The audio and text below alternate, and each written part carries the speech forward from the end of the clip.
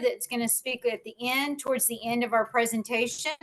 But in attendance with us tonight, we have myself, Tina Palakia. Oh, sorry. Sorry, hold on. Oh, I'm muted. Was I muted the whole time? Just a little bit. Just go ahead and repeat what you said.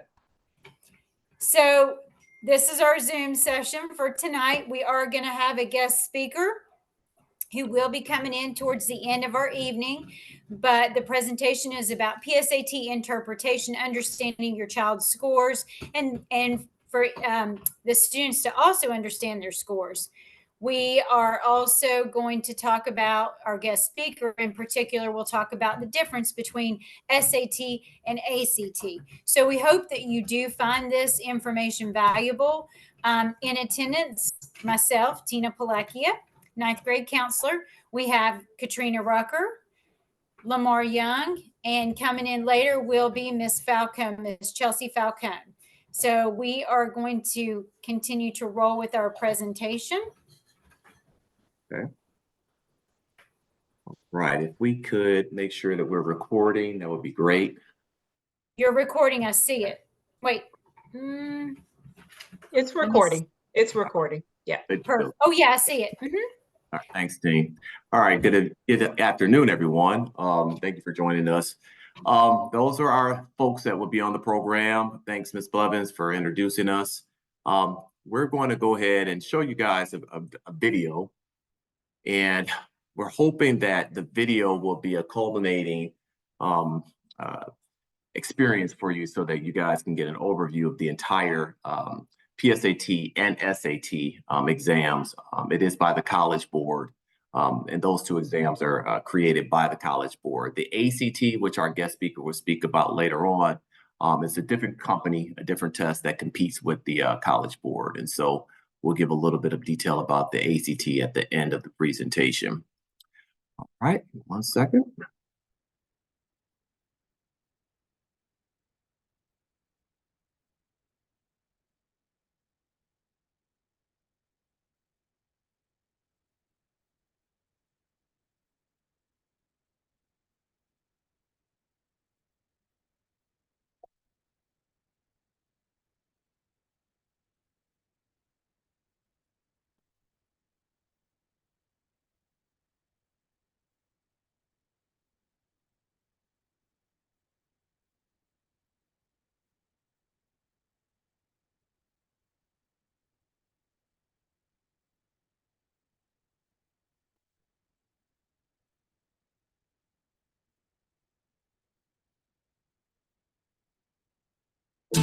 Congratulations on taking the PSAT and MSQT. Now it's time to see your scores, which you can get on your phone or a computer. The first thing you'll see is your total score, which is a combination of your scores on the evidence-based reading and writing and math sections. These scores give you an idea of how you'll do on the SAT and how ready you are for college. Your test scores, cross-test scores, and sub-scores give you even more details about how you did in specific areas. Scores in green show your strengths. Scores in yellow and red help you understand where you need to improve.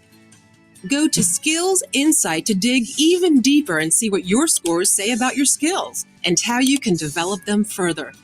Thinking about your scores and making a plan to improve are important steps towards college. The PSAT and MSQT has provided millions of eligible students with the opportunity to enter the National Merit Scholarship Program, an annual academic competition for recognition and scholarships.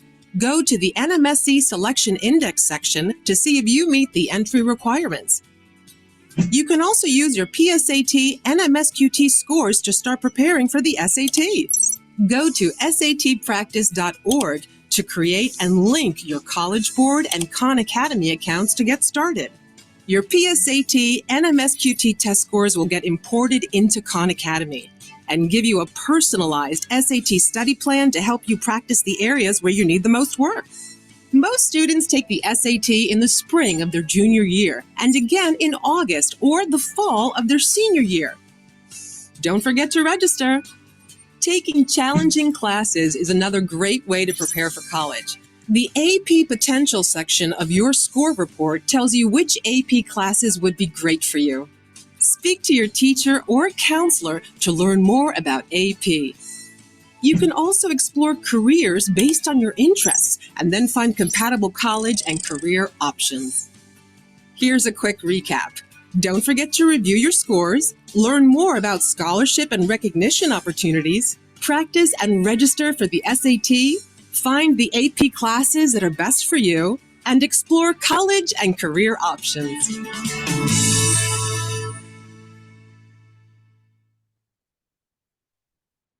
All right, so before I get started, I want you all to know the chat feature is available for you to ask questions as we go through the presentation, and we are going to do our very best to make sure that we answer your questions, because we don't want you to walk away with something not answered or something that's still left confused or in a gray area. All right, so that's our video for the SAT and the PSAT. What we need to understand about these two exams is that they have been called at one point college predictor tests. And the reason why they are called that is because it's a measurement of what you've learned in high school. And it was also a measurement to predict how well a student would do in a collegiate setting. Typically, the College Board will assess things or measures things in reading, writing, language, and math that you've developed over the years. It's not a standardized test in the sense that like a teacher would give, where they were the teacher would expect a student to be able to give you rote memorization or be able to tell you what was taught in that particular lesson. Instead, this is a culminating experience. And so the SAT gives the student an idea of how they would react and do in a collegiate or rigorous setting beyond high school. So subsequently, the College Board, it doesn't ask for facts from literature, so it's not a rote memorization. It's not going to ask you for certain formulas or specific dates in history or for recall of math formulas. Because what it does instead is measures the student's ability to reason and have critical thinking skills and problem solve. So while there may be a math section, it may be an English section, it is in many ways those sorts of skills that a teacher would give on their exam and what they teach in their lessons, those sort of things are embedded in the test itself. So it's an ability for students to show how they're able to deduct things based upon the information that's provided to them in the reading passage or whatever the question may be. So it's not exactly the same as a teacher-made test. It is an overall analysis of how they think critically. Another little note here would be you don't have to discover secret tricks or cram the night before. You could do that for a teacher-made test because, again, those exams typically in the classroom are going to simply ask you to recall dates, recall what was taught in the lesson. Because this exam is a critical thinking skill and a deductive reasoning exam, it's not really possible to cram in one night. Our guest speaker, Mr. Sonia, will be able to tell you some techniques on how to approach a test like this. But there's really no magic formula. And the reason why, I say that is because lots of parents and lots of students ask, what do you recommend that I do? I need to be able to learn how to do better on the exam. And it's really the best thing I could tell a student is to do well in school, because it's a culminating experience of everything that they've learned, particularly from 8th grade and onward. So if you've been an active participant in school, you've taken challenging courses, it will be able to pick that up, and a student should do relatively well on the exam. There's no penalty for guessing. So oftentimes students may get frustrated, they freeze up and they don't answer a question, go ahead and Christmas tree it if it gets to that point. And what that means is that go ahead and give it your best educated guess, because there's no penalty for you guessing the answer incorrectly. Yeah, only your correct answers are actually embedded in the your total score. All right.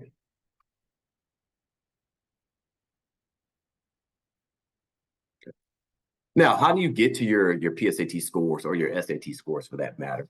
You will need to log into your account. Your account is through the College Board. So if you've got an existing College Board account, go ahead and log in. You should know what your username is and your password. We do allow students to create their own.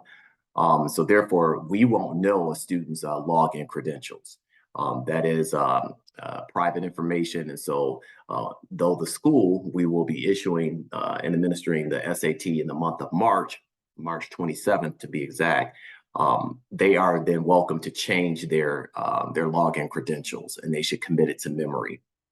If you don't have an account, then you will go and create a new one at this URL right here.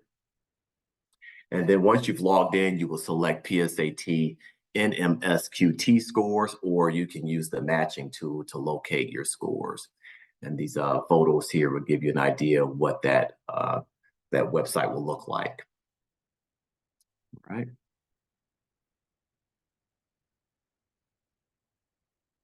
All right, here's a couple of sample scores. On the left, this is piggybacking off of the video.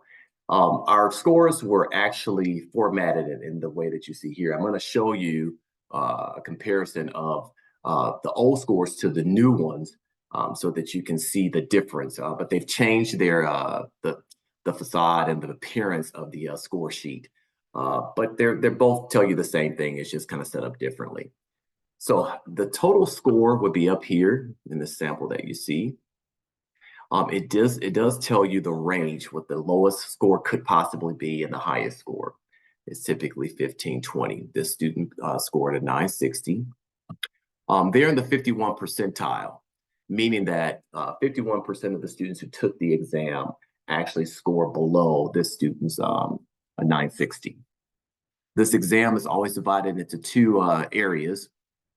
And you've got what's called the evidence-based reading and writing. It's commonly known as the EBR. And then you've got the math section. This particular test had a total score of a 760 maximum for the EBR and the math. And this particular student scored a 430 in the EBR and a 530 in the math. Now, as you can see here, there's a little arrow here that gives you a number, and it says benchmark. That represents the midway point that a student would score typically for the nation that has taken the exam. That 460 was the benchmark for that particular year for that particular section. And so this student scored a little bit below the benchmark for the EBR. In math, however, that benchmark was at 510, and the student scored a little bit above it. So it's a 530. So what happens when a student scores below the benchmark? In the old score report, it will then tell the student here just below it, your score shows that you're almost on track to be ready for college, but you need to keep building your skills. And it tells them their score range, which is between 400 and 600. I'm sorry, between 400 and 460, and that they're the 31 percentile just for the EBR. So their overall percentile was higher, 51%, but just taking the EBR out singularly, they were at 31%. Math, however, the student seems to be a little bit stronger in the STEM area. They've scored about 20 points higher than the benchmark. So it says here, your score shows that you are on track to be ready for college, and your range was between 500 and 560, and they are in the 69 percentile. So that's a bit higher. The higher the percentile, the higher the score would be. So they did pretty well in their math area. Sorry, go back here. All right. At the bottom here, your estimated PSAT 10, PSAT NMSQT section scores here. This is what they are going to estimate or assume that a student would score for next year. And this student happens to be a 10th grader So they're predicting for next year, they're going to score somewhere between a 450 and 560. Benchmark should be about 460. And this is a prediction again for math. That benchmark is going to be about 510 for the next year as well. On the right side of the page, now this is where the National Merit Scholarship Corporation comes into play. It's a 139.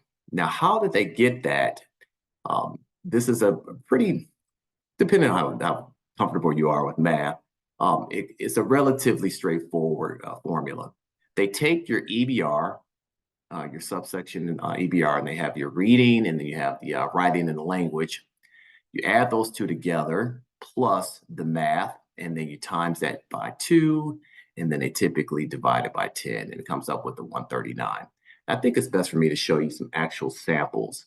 And let me come out of here, and you'll get a better understanding of how that MSQT score is actually calculated. Second.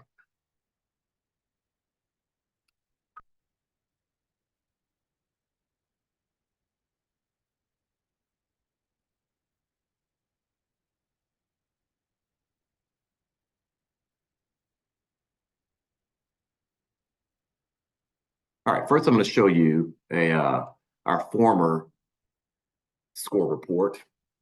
This particular student had an 1160 as their composite. The range, again, is 320 to 1520. They're in the 89th percentile, so that's relatively good. So 89% of the students that took the exam have lower scores than this particular student. Their EBR was a 590, and that's in the 89th percentile. Their math was a 570. They're in the 86th percentile. For both of those sections, they were on track. In other words, the predictor, it would be that because they scored over the benchmark, that they should do relatively well in a collegiate setting. Those subsection scores below that would give you a breakdown even further. For the EBR, their reading specifically was a 31. The highest they could have gotten in reading is a 38. Their writing was a 28. The highest they could have gotten in the writing and language was a 38. For math, they got a 28.5, and the highest they could have gotten in math is a 38. That's our O scoring, and it's nice. It's colorful. It looks really good. Very aesthetically pleasing to the eye. Now I want to show you our the new score reports. And let me know if the screen has changed. Can you give me a thumbs up? I see your face, Ms. Rucker. Did the screen change? All right, thanks. Here is our new score report. So this started in 2023. It's a little bit more detailed. This particular student, first we're going to figure out what grade they're in. This is a 10th grader, all right? They had a composite score of 1170. The range will be, again, 320 to 1520. They're in the 90th percentile. So the higher the percentile, the better it is. And it's a comparative test as well. So some years, a 1270 may be in the 90 percentile. Another year, a 1070 might be in the 90 percentile. It's just relative to the pool of students that are taking it for that particular test administration. So their writing and reading area was a 590. That's an 87 percentile, all right? And then they had a 580 for math, and that's in a 92nd percentile. The difference with this score report is that it does tell you the average score for all testers in both of those sub areas. So 452 was the average in this particular pool of testees or testers for this particular administration for reading and writing. And then 446 was the average for math. So you can see how this student did relatively well comparative to other students, and that would kind of give you an idea and context of how they got the percentile. Here are the breakdown right here that gives you a bit of a visual of how well they did in each section. It tells you specifically the 4 sections that are composed or comprised of the reading and writing, and then the 4 section that comprises the math. So in reading and writing, you've got a section of questions, and there are about 14 questions that are for information and ideas. And so that represents about 26% of the total EBR portion of the exam. This student got the majority of those questions right. So everywhere you see a darkened rectangle here, those are the areas of the questions that the student got correctly. 28% of the total test, not the score of the student, but the 28% of the questions in the EBR are craft and structure. And that's about 15 questions. And they did relatively well in that area as well, just a little lower than the information and ideas. Expression of ideas represents 20% of the total EBR exam, and that's about 12 questions, and they scored about the same as they did with the information and ideas section. And then the last section in the EBR is called Standard English Convections, and that's their understanding of American English. And so there are about 15 questions there, and it represented 26% of the total exam, and that was their weakest area of the EBR. Moving over here to math, the areas that are assessed, and there are 4. You have an algebra section, an advanced math section, problem solving and data analysis, geometry, and trig. Algebra typically taught 9th grade. Some students get exposed to that in 8th grade. And so that is the majority of the exam will cover or algebraic principles are embedded in the math section of the exam. And that's 35% of the total questions in math. So it's about 15 questions. The student did relatively well, as you can see the squared for the rectangle boxes that are shaded in. Advanced math, which is equivalent to Algebra 2. So that's why we give the exam during the 11th grade year, at least for the SAT, we give it during the 11th grade year because Algebra 2 or advanced math is embedded in the College Board assessments. And so this student got a little bit over half of the questions correct, about 14 questions. Problem solving and data analysis, you can equate that to stats, statistics, but it's also a math that we would call AMDM, Advanced Mathematical Decision Making. So it's kind of situational type math, everyday usage situations where math is implied. That area, this student did fairly well. That represents 20% of the total questions, about 9 questions. And that student did well in that section, but they did really well in geometry and trigonometry. And you can see it's about 90% of the questions they got correct. And that section was the smallest of the 4, and it represented 12.5% of the total test. All right, so another feature on the new score report would be that they would take the state in which the student comes from and tell them the high demand fields in which have the highest growth or highest predicted growth over a period of time. And if my memory serves me right, I think this is up through the year 2027. And in the state of Georgia, these are the careers that are going to be considered to be high demand. You've got automotive services, technicians, and mechanics. You've got acute care nurses. So we're looking at some biomed areas.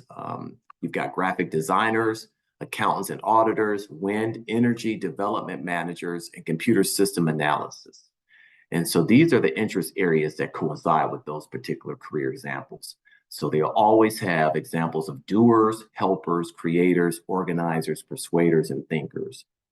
They do provide their median income, at least within the state that the student resides in. And these are the incomes for these positions in the state of Georgia. This is a number of jobs that are current or predicted to be available up through the year 2027. And this is the job growth percentage that that we're predicting. This is the education level here that a student would need to have in order to get an entry level position in that particular area. So that's a really neat feature. This is not based upon the student scoring. This is just overall for the state of Georgia. If the student is interested to find out which of these careers in the doers area, helpers area, creators, et cetera, that is specific to their score report, then they will have to log in. Here's the QR code there, and they will have to log in to see how their scoring did comparative to the jobs that are predicted to be in high demand in their respective state. Let's go on to the National Merit Scholarship Corporation. National Merit is an annual review of our 11th graders who take the PSAT.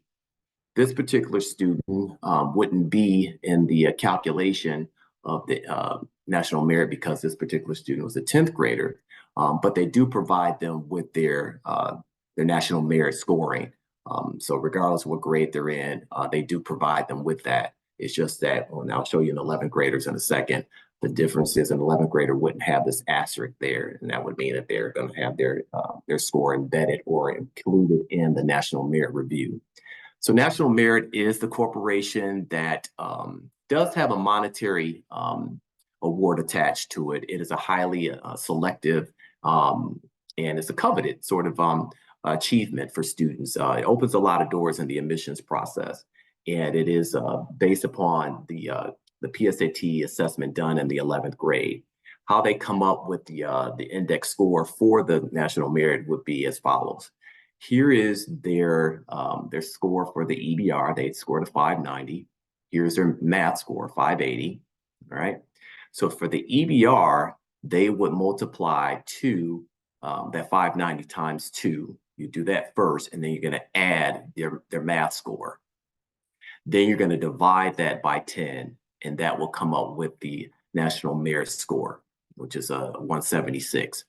The highest that you could get for National Merit would be a 228. So of course, the closer you get to 228, the more likely you are to become a National Merit semifinalist.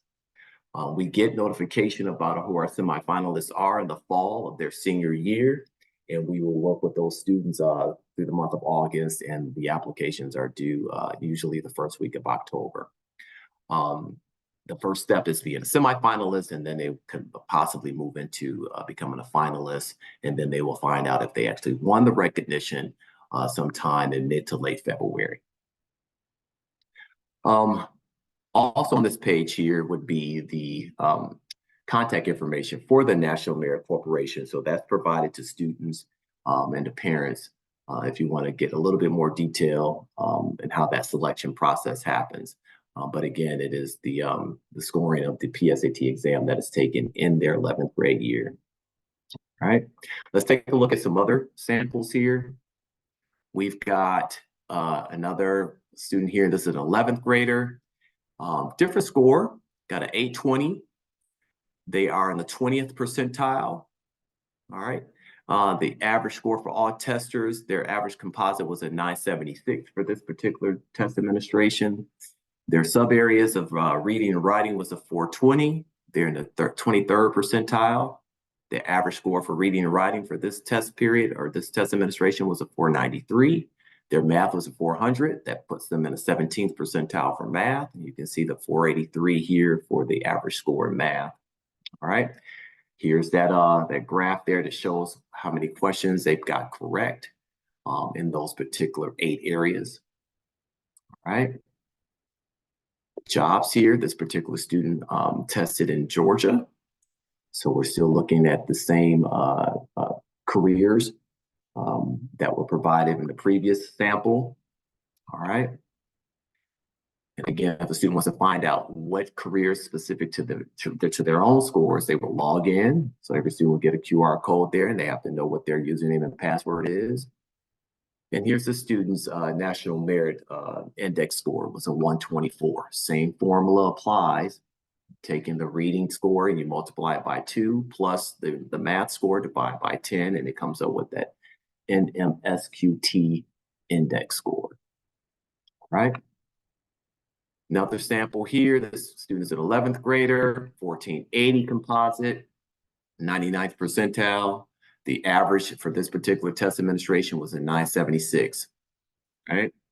You can see the scoring here for each area. Let's take a look at their National Merit, 220, right? And we got one more here. Let's see. No, that was our last one. All right. So that's our new score reports. I do want to stop for a second and see if there are any questions. I know that was a lot of information. We have any questions in the chat feature that I could possibly answer? We do not, but I do want to say that Ms. Falcone has been on the call, so wanted to make sure that everybody saw Ms. Falcone that doesn't know who she is, so that you know who your 4th counselor is. Welcome, Ms. Falcone. All right. All right, so I'm gonna switch screens here. you know, you got a lot of stuff on your screen. It's just a matter of me clicking the right button. So I'm thanking you all for being patient. Normally I get, hey, you're going too slow. Give me 1 second, folks.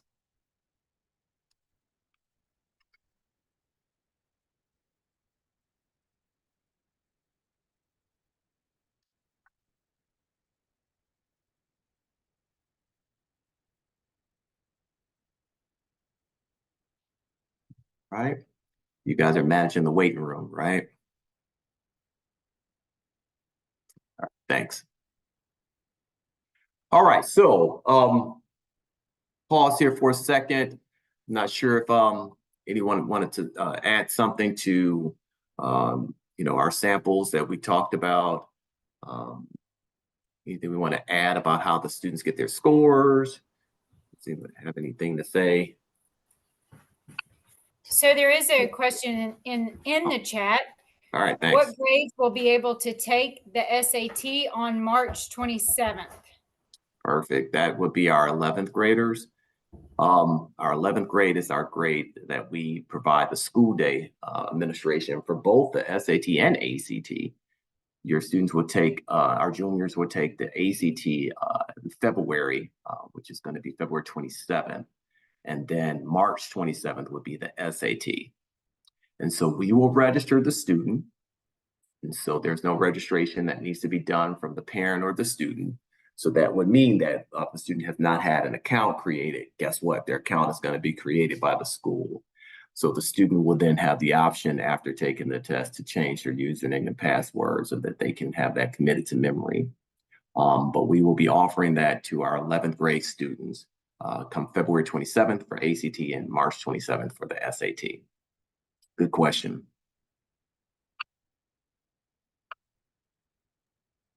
Yeah, and just wanted to comment about the College Board website. It has a couple of really neat features, one of them being Big Future, which you can get to from the main page.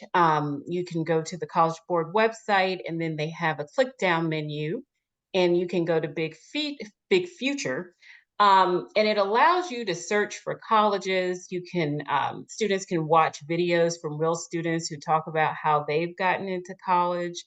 They can hear from educational professionals that, you know, who can provide the inside story on how to prepare for getting into college and what they need to do, some tips and facts. They can also learn about different colleges and how to find one that is a good fit for them. So it's a really good website. They also have a scholarship feature, and they talk about how you, a scholarship search feature. And so they talk about how you can get financial aid. They have a scholarship search engine where students can locate different scholarships.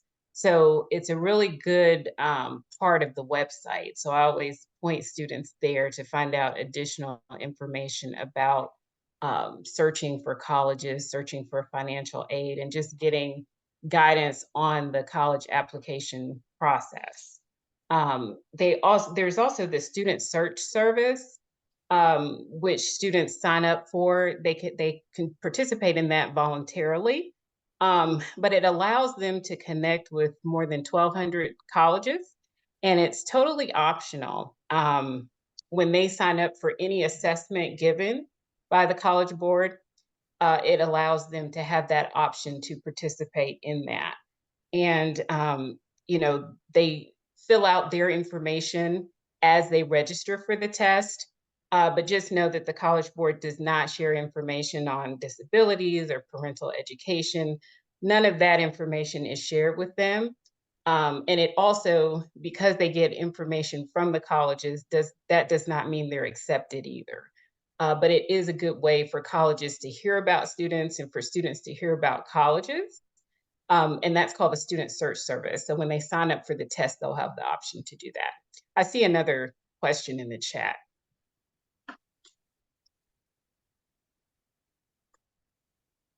Oh, I don't Miss- see another question. Oh, that's just to me, and I'll answer that. But I see Mr. Sanya has just entered as well. yeah, he's here. He's in. I'll Just answer waiting. this one. Okay. Is it a question that we could share with the group? they're asking if their child takes the SAT in March and is not happy with their score, when can they retest? And did you want to go ahead, Mr. Young? Oh, yeah, I'm sorry. Yeah. They can actually retest at any time the company offers the exam. We only offer the school day administration once a year. So March 27th is our date. And if a student isn't satisfied with their scores, and they're free to take the exam at any time that the College Board offers it. It's typically on a Saturday, and it's throughout the entire calendar year. So that is, there's no limit. There's no negative implication if a student takes it multiple times. There's no negative implication if the student selects for colleges not to receive their test scores. There's no negative implication if the student does have colleges to receive their test scores and the college receives several test scores. Colleges are in the business for admitting students. They're trying to find ways to admit the student, hence the word admissions. So we want to dispel the myth that there's a negative connotation for taking the exams multiple times. There are some schools that are test optional.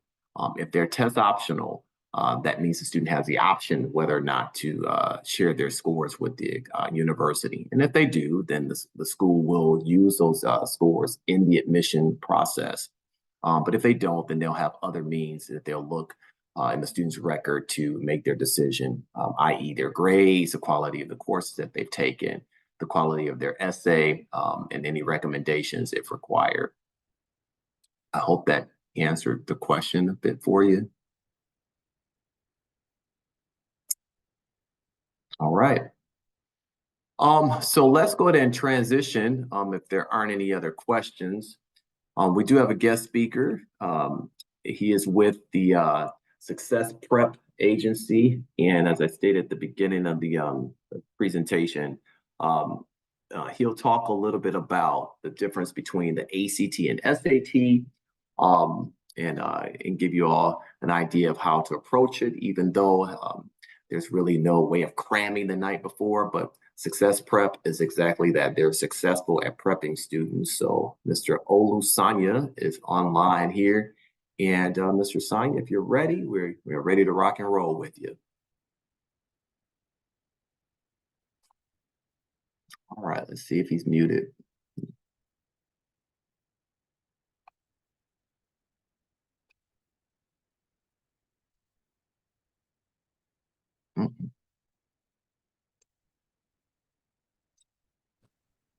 Thank you. All right. Good evening, everyone. Thanks, Mr. Young and the staff at Midtown High School for allowing me to speak again to your parents tonight. It's been a pleasure to do that. So my name is Olusanya. I'm the executive director at Success Prep. It's a company I started 21 years ago now. Midtown High School was our very first client when it used to be Grady High School. And we are in the business of kind of helping students prepare for the SAT or the ACT. Tonight, I kind of want to be able to kind of help parents understand, one, there is no preferred test by schools. So I've had parents call me at times and say, oh, my student wants to take the ACT because I hear that the ACT is the test to take because they're applying to schools in Iowa or California or Chicago or something. So schools who take either score. What you want to find out as a parent is really to position your student to take the test that kind of sort of works for them, which is kind of like the goal of my chat tonight. If you kind of think about the two tests, I would say the two tests are really written for two types of students. If you think about your student as like an avid reader, they move very fast when it comes to anything, when it comes to passages or reading through a test. Generally, that favors a student on the ACT. The ACT test favors a student like that. What I mean by that is because the ACT as a test has 4 sections: the math, the English, the reading, and the science sections. For sections. And if you think about the sections on the ACT test, it really favors a student that prefers to do a reading test versus a math test, okay? And what that essentially means, because the ACT, out of the 4 sections of the ACT, 3 of those sections are reading based. So they're using that right side of your brain. So if a student is really fast when it comes to reading through passages to answer a test, the ACT favors them somewhat. Now, I say that with a little bit of a caveat, because even though a student is good at reading type tests, they have to be fast enough, because the ACT is a test that measures you on timing, meaning they don't give you quite enough time to really finish those sections. So you find that a lot of students don't ever finish the ACT test as a test. So that's something just to keep in mind. Now, the SAT, on the other hand, is a test. It's kind of like a 50-50 in the sense that if you're not really sure and your student doesn't really have any strong advantage either way, the SAT might be the test you want to do. Now, we usually recommend that parents and students you're positioning your student to really start taking either test as early as sophomore year. Now, you may think, oh, wow, that's kind of early. They've not learned all the math and English yet. Understand that a lot of the stuff that's tested on the SAT and the ACT are primarily 9th, 10th, and a little bit of 11th grade material. So if you kind of think about your 10th grader is in that sweet spot when it comes to what is tested on either test. So if you just start your student off by taking one SAT, one ACT, it generally begins to give the student an idea of maybe which test they may prefer or where their skill sets may lie. Now, another very, very important point to bring up is the SAT is changing. Usually the SAT changes about every 4 or 5 years. Now, this changing is becoming digital. And the ACT will follow here in the next few years. But the SAT is changing digital this March test. And all that means is that your student is not able to take the test on an actual computer as opposed to on paper. Now, some people may look at that and think, oh gosh, that's a bad or a good thing. Well, one of the things you can just keep in mind is most of the kids nowadays are doing everything on the computer. So actually a lot more of them are more comfortable in a digital kind of environment. I'm actually at Georgia Tech right now, and I'm actually just finished teaching a group of students, preparing them for the SAT, for that first SAT. So something we've been doing with a lot of clients, getting students ready for the test. So again, we're here as a Success Prep to help your students out with either test. Our website is successprep.com. You can go there, see our different courses, give us a call. Our phone number is right there on the website as well. And we can help you kind of further determine which test is better for your student and how to adequately prepare your student in that regard. We can help you teach either one, and you reach out to us some more. We can kind of talk more about what is specifically the need for your particular student. One last thing I want to say on the new digital SAT is some of you may have heard on the old SAT that there's a section where a calculator is not allowed. On the new digital SAT, you're allowed to now use a calculator on all sections of the math. And that's one thing that students find very, very helpful and I guess relieving compared to the old SAT. So advantages definitely abound when it comes to that, when you look at the SAT as a test. Okay. I'm open to have some questions from parents. If parents have questions about what do you think about the test or maybe about specifically their situation. Any questions? No questions in the chat feature. Parents, if you did have a question, you can go ahead and raise that concern or that question now. No? All right, let's keep moving. Oh, we've got something that just come through, sorry. All right, the question was, do both tests have an essay section? Yes. So, well, yes, but usually the essay sections at this point are optional. So the both tests at this point have gotten to the point where they really just want you to focus on the SAT, the math and the verbal, and on the ACT, the 4 sections, the math, reading, English, and science sections. Okay,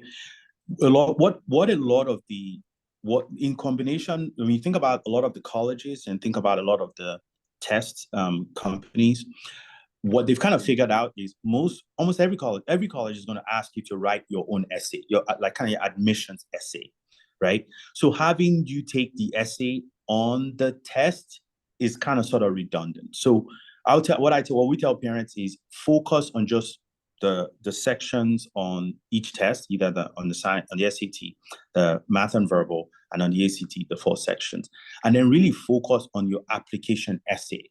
That's the essay that the colleges really care about, because they are making a heavy, that essay is having a heavier weight on your students' admission more than the essay on the test. So that's kind of the way I would break that down. And we also help with that essay writing as well when you get to that stage in terms of getting the student positioned to write the best essay for the admissions application. Olu, can you speak a little bit to super scoring? Great. Yeah, that's a really good one. So both tests allow super scoring, but a lot of that super scoring really comes from the college's side. So I just remember from when I just came into the Zoom, I think the last question was about whether a student is allowed to retake the test, right? So if you kind of think about it, and Mr. Young, you were on point by saying these colleges are in the business of admissions, right? They're a business too, and their product is selling those seats in that freshman class, okay? So if you think about it from that perspective, if they like a lot about the profile of a student, even, for example, some student athletes as well, and for their rankings, understand that a lot of the score, when a school says, we don't like the score you have, but if you bump it up 80 points, if you bump it up 100 points, bottom up 50 points, you stand a better chance of getting to us. A lot of them also care about their rankings when it comes to their rankings in a lot of the different publications. And a lot of that ranking, when they looked at those rankings, the average score that they accepted into that particular class matters. That's one of the things the ranking kind of checks off. So from that perspective, when they tell you to go back and bump a score up or what have you, essentially what the school is saying there is go improve your math, because at that point they're saying, hey, your verbal is good, right? Go improve your math. If you bump it up another 50, 80 points, then that gets super scored, right? Pretty much you're taking the best score of any of your sitting to be able to overall have you with a higher total score, and that's what that is. So most schools will allow that. If you are interested in a particular school, you've scored a certain set of numbers, and the school is telling you to bump one thing up or the other, just go ahead and improve your chances by bumping that particular part up. And the super scoring is the way to do that. Essentially taking the highest of any of your sitting, of either test, whether the SAT or the ACT.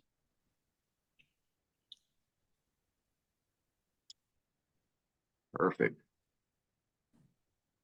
All right.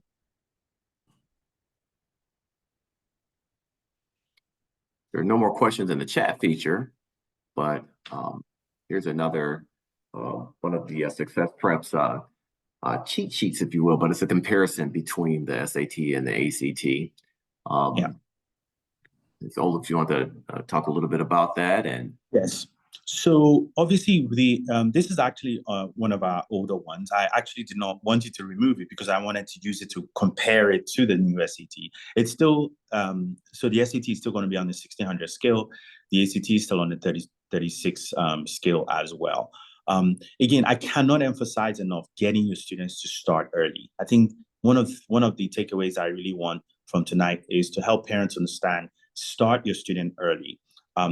One of our goals when I started this company 21 years ago was to try to get, because then we'll talk to parents and literally they will have a senior who hasn't even taken the test yet. I'm like, what are you doing?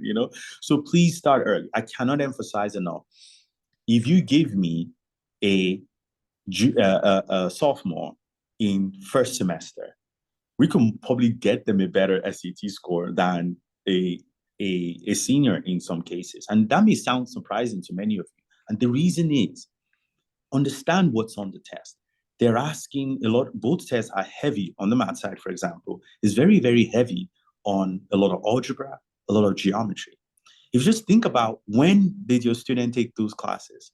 For many students, those classes have been taken somewhere around your freshman, sophomore year, depending on the acceleration, the path your student has. Some students have more accelerated paths, especially on their math. So when you wait till senior year, what you're having is a student who pretty much has forgotten everything is the issue. It's not because they've not done the work, but they've just been so far removed from the work. So it's very, very important that sophomore year. We advise a lot of our clients to start at least by second semester sophomore year with the goal to have a year-long preparation. No, I take that back. Not a year-long preparation, but a year-long process of improving the SAT or ACT score. And what I mean by that is you can imagine sophomore year, second semester sophomore year, maybe you take the test, you take a prep class, you get tutoring, you take the test again. Most students are taking the SAT or the ACT 2 to 3 times. I have students in some of the best colleges and universities in the world, name it. We've sent students there. And in every one of those cases, none of those students just did the test once and just nailed the perfect score. There's an experience that kind of the student gets from taking prep, going to take the test, getting their score back, calling us and saying, hey, this is what the student scored. How can we improve it? What do we need to improve? What do we need to do? And that really kind of helps a lot. I was often talking to a dad just last night, and one of the things I was telling him was that if you also start early and you go through that process of second semester sophomore year into second semester junior year as your SAT perfection kind of window, you can then spend your senior year just focus on scholarships, right? Again, the issue with scholarships most of the time is most students don't have the SAT scores ready or the ACT scores ready to use on those scholarships. Every scholarship requires you to give a score. So they don't have that ready. And by the time they do have that ready, because they waited to senior year, what you now have is a situation where you don't have enough time to actually apply for scholarships.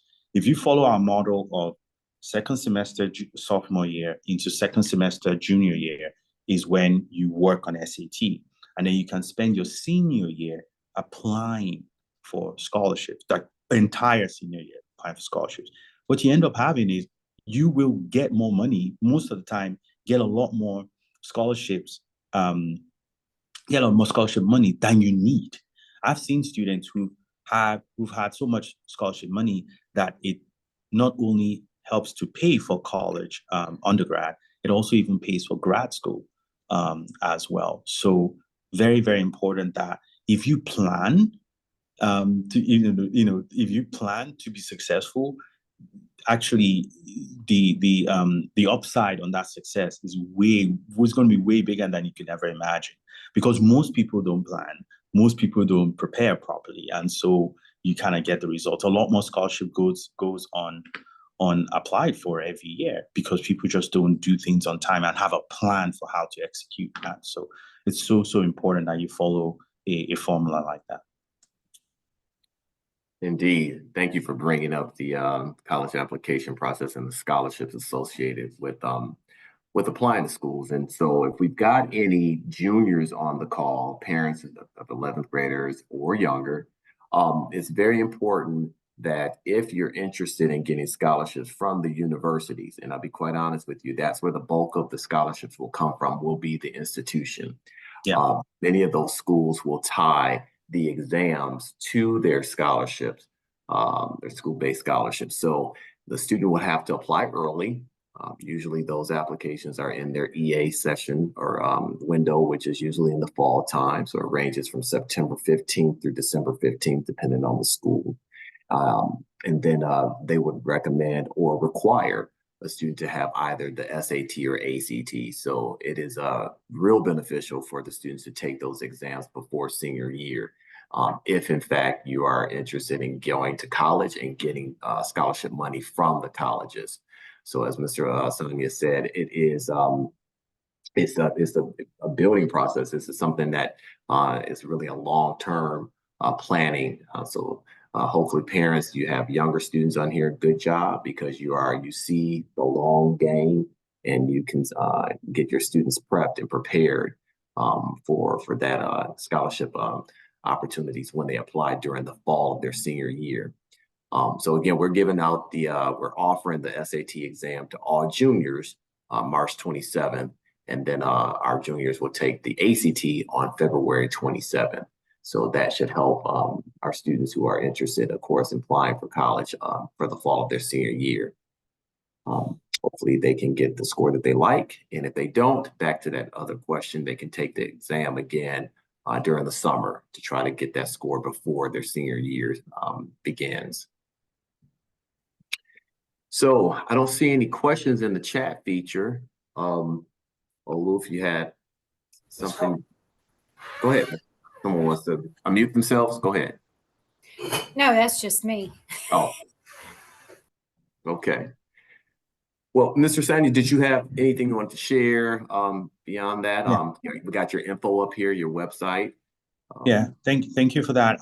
So just to let the parents know, like we said, we do offer prep classes.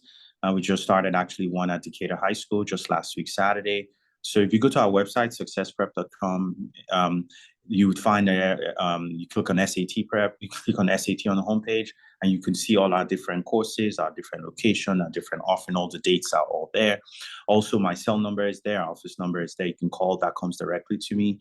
If you have questions, or you could just send me an email. So either way, you can reach us very easily. You could do a Google search. You see all our reviews as well. So all of that. And like I said, we've had literally a 21-year relationship with Midtown High School. They were the very first ones back way in the day when we started our prep courses. So we'd love to continue that relationship with the parents and students at Midtown. Okay. Indeed. We so appreciate you being here with us, and we appreciate the partnership that we do have with you. So thank you again. As a reminder, guys, we are going to have this recorded. We did record it, and we will be posting it on the website. So please, if you know anybody that wasn't able to attend, let them know that we will be posting that on the website. So if there are no further questions, we, of course, want everybody to go and enjoy the rest of their evening. And certainly, if you do have questions or concerns, feel free to email myself, Ms. Palakia, Mr. Young, Ms. Rucker, and Ms. Falcone for any further guidance or concerns or questions. Have a great night, everybody. All right. Thank you.